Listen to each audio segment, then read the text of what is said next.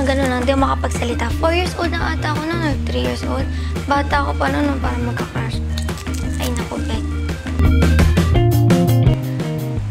Nung nag-extra ako sa MMK, pero yung bilang role talaga is nung sa Alina, anak-anakan ako ni Shaina. Magtayo. Mall show ng Moose Gear. Kinakanta ko pa doon yung kanta ni Ariel. Look at this stuff, isn't it neat? Yun lang. Nung sumali ako sa beauty pageant, ang bata ako.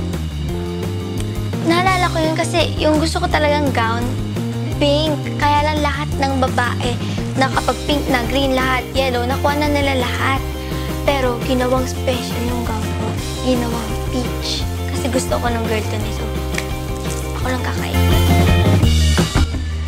Nung ninakaw ko yung makeup ng ate ko, kasi ang dami niya makeup. Like yung isang buong table na pupuno niya ng makeup. So kahit magnakaw ako ng 5, hindi niya mapapansin.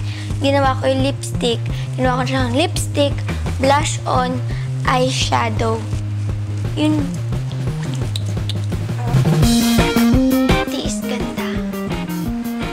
Kasi mainit dito sa Pinas. So, tiis ganda lagi. It's either kukunin ko yung phone ko or manonood ako ng K-drama. Kunin ko yung laptop ko, nanonood ng K-drama agad. Kasi makatulog ako pagkagising ko, K-drama ulit. Beauty and the Beast. Kasi hindi ko kinaya yung papatayin na yung beast. So, tumago lang ako, tapos iyak lang ako. Mama. Tapos yun din yung nangyari sa akin ngayon. Nung ginawa na yung live action, iyak pa din ako ng iyak. Bumalik lahat ng feels.